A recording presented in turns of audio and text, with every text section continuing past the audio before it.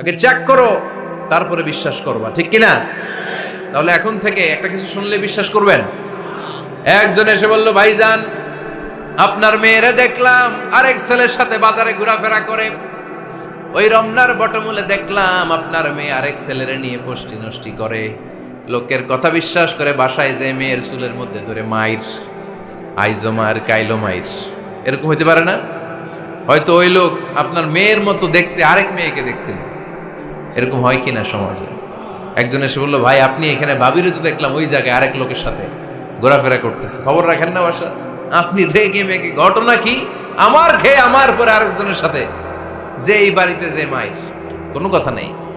দেখবেন যে ছোট্ট মারামারি থেকে এই ঘটনা অনেক সময় বিচ্ছেদ বা ডিভোর্স পর্যন্ত গড়ায়, ঠিক কিনা? ওই যে শোনা কথায় কান দিচ্ছেন, ফাতাবাইয়ুন, আপনি চেক করেন নাই। হয়তো আপনার স্ত্রীর মতো দেখতে বা আপনার স্ত্রী যে জামা পরে, যে পোশাক পরে, এরকম পোশাক পরে আরেক নারীকে দেখছে, আপনার বউ না এটা।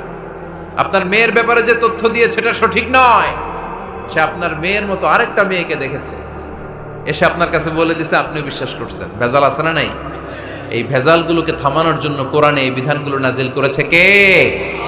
তাহলে ফরিদপুরের ভাইয়েরা, সমাজটাকে সুন্দর রাখার তথ্য একটা শুনলেই বিশ্বাস করবেন না। সিলে কান নিয়ে গেছে শুনলেই সিলের পিছনে দৌড়, নাকি? কি করবেন?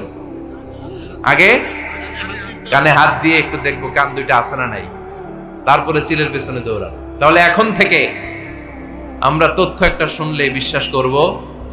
তাহলে কি করবেন? বলতে হবে কি করবেন? যাচাই বাছাই, জাস্টিফিকেশন অফ দ্য নিউজ। কোন নিউজ জাস্টিফিকেশন ছাড়া আমরা প্রচার করব, বিশ্বাস করব, শেয়ার করব না। আল্লাহ বললেন, ইয়া আইয়ুহাল্লাযীনা আমানু লা ইয়াসখার কওমুম মিন কওম। ওহে আমার ঈমানদার বান্দারা, শোনো শোনো, খবরদার কখনো কোনো মুমিন বান্দারে ঠাট্টা করো না, অবজ্ঞা করো না, ঠাট্টা করো না। তার মনে কষ্ট হয় এমন কোনো কথা তারে বলো না। Never scoff of anybody. কাউকে নিয়ে ঠাট্টা করবেন না, তার দেহ নিয়ে, তার আকৃতি নিয়ে, তার বংশ নিয়ে। এক লোকের বাবা ছিল চোর, কিন্তু তার ছেলে অনেক ভালো। আপনি কি তারা বলতে পারবেন তুই চোরের ঘরের চোর? বলতে পারবেন? চুরি করছে বাবা, ওর কি দোষ? কথা বলেন। এগুলো কবিরা গুনাহ। আওয়াজ করে বলেন তো, কি গুনাহ? কবিরা গুনাহ। কারো আকৃতি নিয়ে, আমার ফরিদপুরের কলিজার টুকরা যুবক ভাইরা, কারো আকৃতি নিয়ে কখনো অবজ্ঞা করবে না, তুচ্ছ জ্ঞান করবে না। এটা কবিরা গুনাহ, এটা আল্লাহ খুব অপছন্দ করেন। এর কারণ আকৃতিটা আমাদের হাতে নাই। আমাদের কারো নাক লম্বা, কারো খাটো, আমরা কেউ কালো, কেউ সাদা, আমরা কেউ স্মার্ট, কেউ অন্যরকম। তো এই যে আমাদের এক এক ধরনের আকৃতি, এটা কি আমি বানাইছি? আপনি বানাইছেন? দিছে কে? এই জন্য কারো দেহের গঠন নিয়ে যদি আপনি অবজ্ঞা করেন, এটা প্রক্ষান্তরে আপনি স্রষ্টাকে নিয়ে অবজ্ঞা করবেন। কারো দেহের আকৃতি নিয়ে যদি আপনি তুচ্ছ করেন, তাকে তুচ্ছ করেননি, আমার রবকে আপনি তুচ্ছ করেছেন। চিল্লায় বলেন ঠিক কিনা? খবরদার, তুই কালু, তুই লম্বু, তুই মোটু, তুই কানা, তুই রোহিঙ্গা, আছে না নাই? ইদানিং এটা খুব চলে। এই রোহিঙ্গা নামটা আছে না? ফরিদপুরে এগুলো ঢুকে নাই না? আমাদের ওইদিকে দেখি কি অবস্থা, কারোর সাথে কেউ লাগলে তুই রোহিঙ্গা। কি আশ্চর্য, এই গালি কবে আসলো? হ্যাঁ, অনেক ধরনের গালি। ঢাকায় আর একটা চলে ফইন্নির ভূত, কি বলে?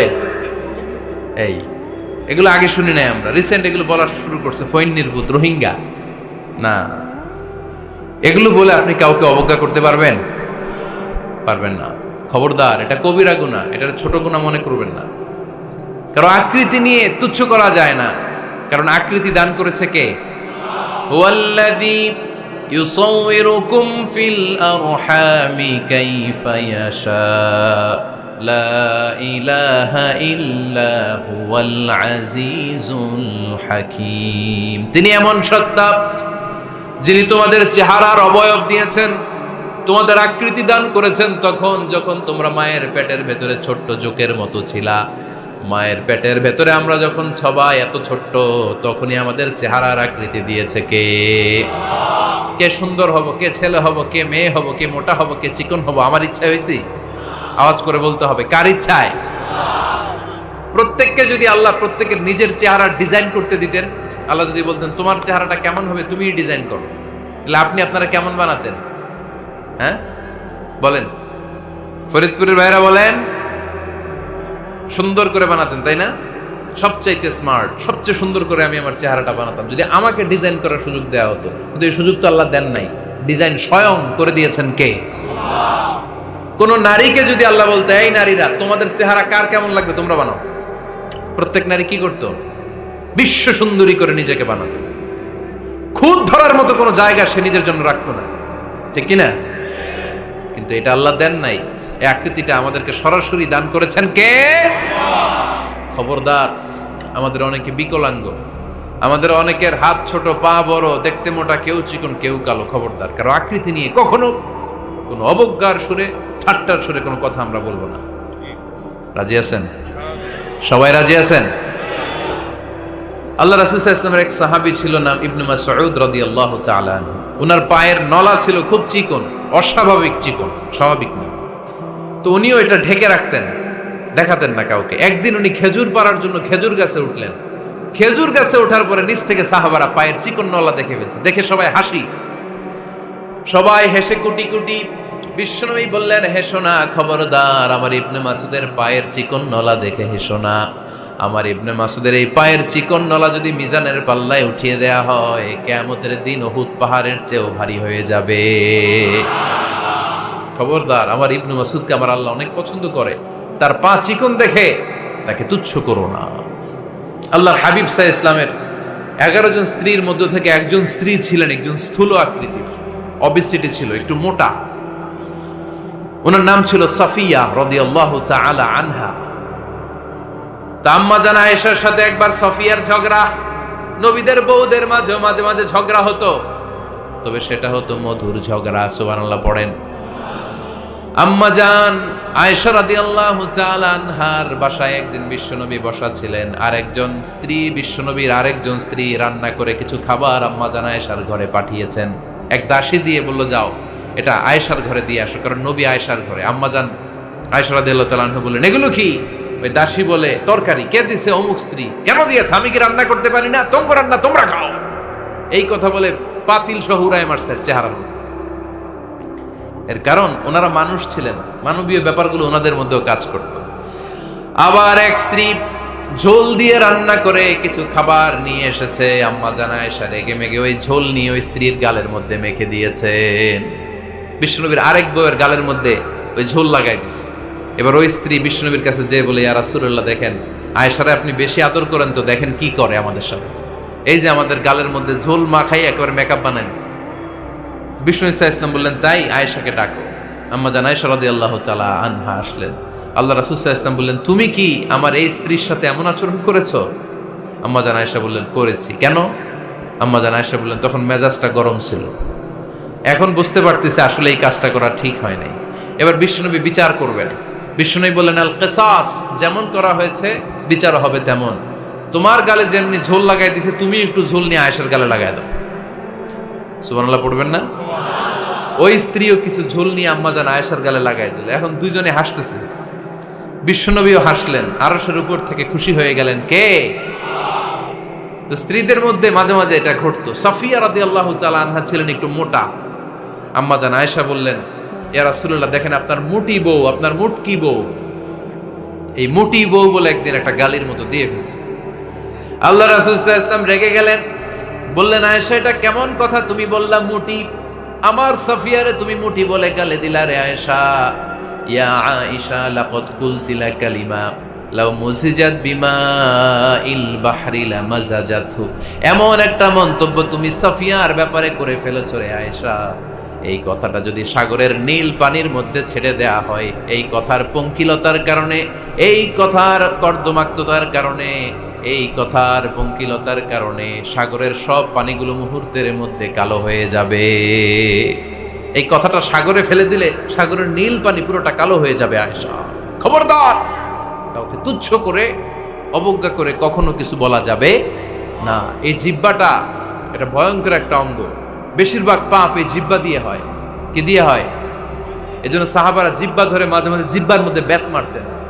আর বলতেন জিহ্বা তোর জন্য আমি আটকে যাব কিয়ামতের দিন। আমলিক আলাইকা লিসানাক, নিজের জিহ্বার মালিক নিজে হন। আপনার জিহ্বার মালিক যেন শয়তান না হয়ে যায়। জিহ্বা আপনার, শয়তানের ভাষায় আপনি কথা বলেন কেন? খবরদার, প্রতিটা কমেন্ট, প্রতিটা কথা, প্রতিটা মন্তব্য, এগুলোর ব্যাপারে কিয়ামতের দিন পাই টু পাই করে আপনার কাছে আল্লাহর সুপ্রিম কোর্টের কাঠগড়ায় দাঁড় করিয়ে আপনারা জিজ্ঞেস করবে কে?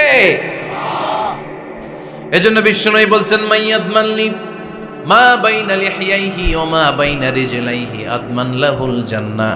আমার কোন উম্মত যদি দুইটা অঙ্গের গ্যারান্টি আমারে দেয়, আমি আমার উম্মতকে জান্নাতের গ্যারান্টি দেব। দুইটা অঙ্গের, একটা হলো জিহ্বা আর একটা লজ্জাস্থান। দুই চোয়ালের মাঝে যা থাকে লিজ্জা জিহ্বা, আর দুই পায়ের মাঝখানে যা থাকে লজ্জাস্থান। এই দুইটা অঙ্গের গ্যারান্টি যদি বিশ্বনবীকে আপনি দেন যে নবী জিহ্বা আর লজ্জাস্থান এই দুইটা অঙ্গের কোনো পাপ আমি করব না, নবী বলে আমি দুনিয়ায় তোমার জান্নাতের গ্যারান্টি দিলাম। এজন্য জিহ্বাটারে সামলান, যা মনে চায় বললেন না। খবর আছে না নাই? খবর আছে। মা ইয়ালফিযু মিন কাউলিন ইল্লা লাদাইহি রাকীবুন আতীদ। যা মুখ দিয়ে বের হয় লিখে রাখার জন্য দুইজন ফেরেশতা রেডি করে রেখেছে কে? চিল্লায় বলেন। যতদিন আমরা বেঁচে থাকবো ততদিন থাকবে আমাদের কাঁধে। আমরা মরে যাবো, এই ফেরেশতারা উড়াল দিবে, ঠিক কিনা? দুই কান্দে ছিল যে তোমার দুইজনা পাহারা, তোমারে একলা থইয়া পালাইছে তাহারা। তোমার আটকুঠুরি নয় দরজা বন্ধ এবার হলো রে হলো, মুখে আল্লাহ রসুল সবে বলো, ও মুখে আল্লাহ রসুল সবে বলো। দুয়ারে আইসাছে পালকি নাই হরি গাও তোলো রে তোলো, মুখে আল্লাহ রসুল সবে বলো, ঠিক না? এজন্য সাবধান। আমলিক আলাইকা লিসানাক, নিজের জিহ্বার মালিক নিজে হন। মন যা চায় মুমিন তখন ইচ্ছা মতো মন মতো কোনো মন্তব্য ছুটতে পারে না। বিশ্বাসী বলে যদি নিজেকে দাবি করেন, নিজের জিহ্বার মালিক নিজে থাকার দরকার আছে না নাই?